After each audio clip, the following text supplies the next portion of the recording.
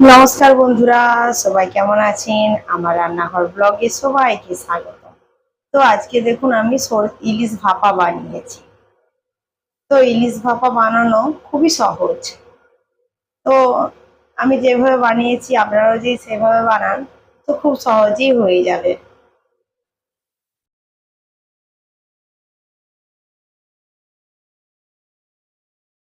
অনেক মানুষের ধরুন বাড়িতে কাজ থাকে, খুব তারা গুঁড়োর মধ্যে রান্না করতে হয়। তো আপনারা এভাবে ইলিশ ভাপা বানাতে পারবেন। দেখুন আমার ইলিশ ভাপাটা দেখুন।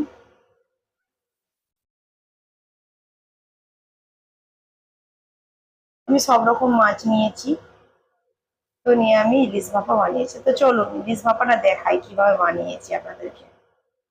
তো ইলিশ ভাপা বানানোর জন্য প্রথমে ইলিশ মাছগুলো নিয়ে নিয়েছি আমি।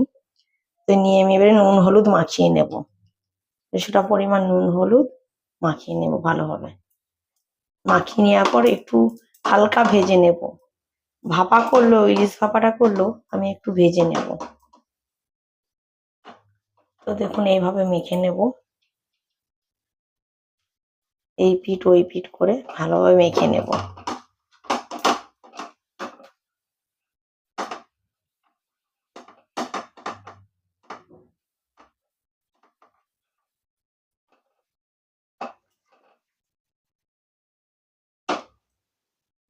আর দেব নুন কিছুটা পরিমাণ।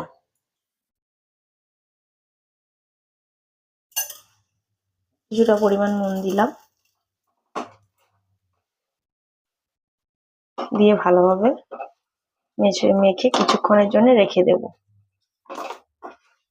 তো খুব কম সময়ের মধ্যে ইলিশ ভাপাটা হয়ে যাবে। ধরুন অনেক মানুষ চাকরি করে, অনেক মানুষ অনেক কাজে ব্যস্ত থাকে, তো অনেক দেরি হয়।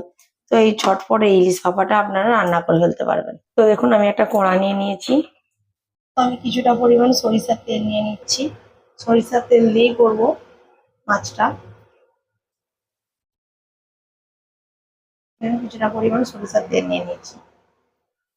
তেলটা ভালোভাবে গরম হয়ে গেলে আমি মাছগুলো দেবো। তো দেখুন তেলটা ভালোভাবে গরম হয়ে গিয়েছে। তো এক এক করে আমি মাছ দিয়ে দিচ্ছি। আমি নেজা মুড়ো সবই নিয়েছি। তো আপনারাও শুধু পিসও নিতে পারেন। আমি সব রকমই নিয়েছি ইলিশ ভাপার জন্য। হালকা করে উল্টি পাল্টিয়ে একটু ভেজে নেব। আপনারা ভাইতেও পারেন আবার নাও পারেন।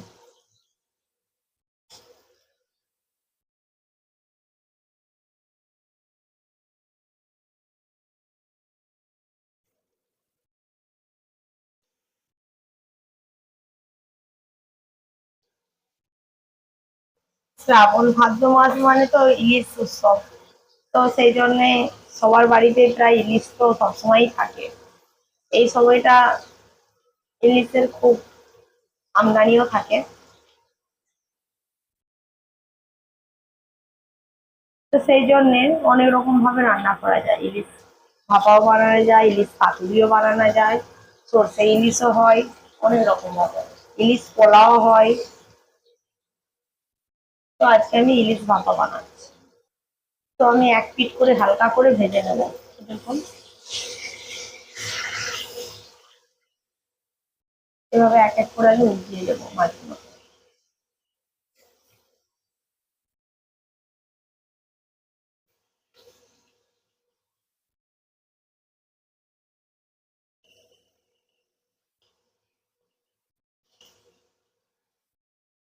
তো দেখুন আমার হালকা করে ভাজা হয়ে গিয়েছে, আমি তুলে নেবো এক এক করে। একবারে হালকা করে ভাজবো।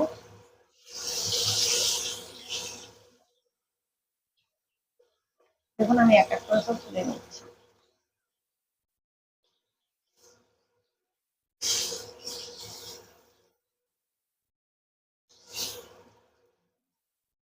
তো আমি একটা পেস্ট বানাবো, চলুন দেখা। তো কিছুটা পরিমাণ আমি কালো সরষে নিচ্ছি। তো কিছুটা পরিমাণ কালো সরষে, কিছুটা পরিমাণ সাদা সরষে, এক চামচের মতো সাদা সরষে দিচ্ছি।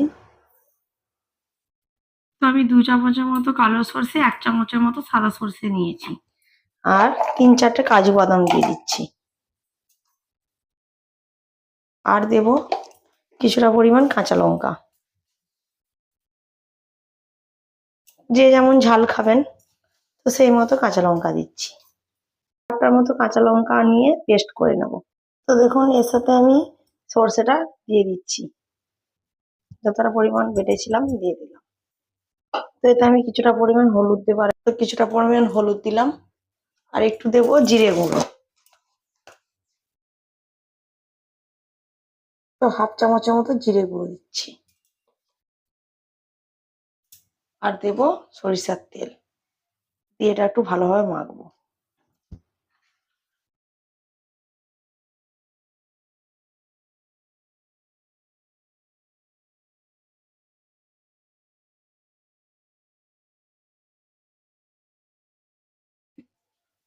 দেখুন এইভাবে মেখে নেব ভালোভাবে। তো মেখে নিয়ে কিছুক্ষণের জন্য রেখে দেব, 15 থেকে 20 মিনিটের জন্য রেখে দেবো। এটা ঢাকা দিয়ে রেখে দেবো।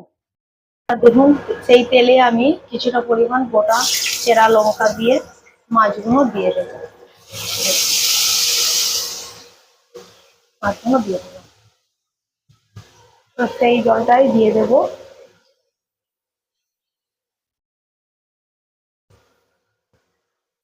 তো যেহেতু আমি কাঁচা লঙ্কা দিয়েছি বেটে গোটা, তো সেই জন্য আমি আর গুঁড়ো লঙ্কা দিচ্ছি না ইলিশ ভাপায়। এটা ভাপে হবে 20 থেকে 25 মিনিটের মতো ভাপে হবে। আমি এটা ঢাকা দিয়ে দেবো, পরিমাণ মতো লবণ দেবো। তো তখন যেহেতু লবণ দিচ্ছি পরিমাণ মতো লবণ দিচ্ছি।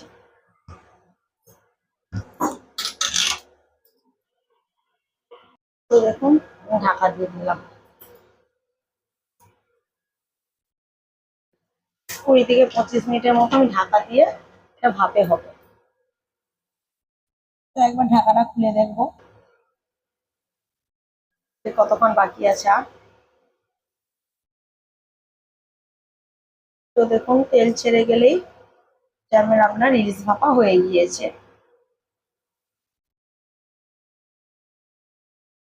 আর একবার ঢাকা দিয়ে দিলাম। তো দেখুন আমার ইলিশ ভাপাটা রেডি, দেখুন তেল ছেড়ে গিয়েছে। তো আমি আবারও একটু তেল ছড়িয়ে দেবো উপর দিকে। হয়ে গেল আমার রেডি সরষে ইলিশ। এবার নামিয়ে নেব। তো গরম গরম ভাতের সাথে আপনারা এইভাবে পরিবেশন করতে পারবেন। তো দেখুন আমার ইলিশ ভাপাটা হয়ে গিয়েছে।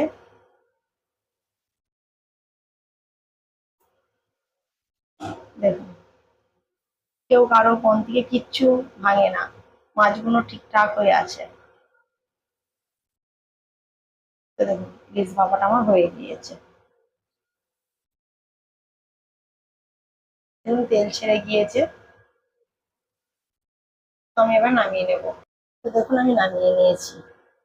তো আপনারাও এইভাবে বানান, ভালো লাগলে কমেন্ট করবেন, আপনারাও বানিয়ে খান। Tata, bye bye.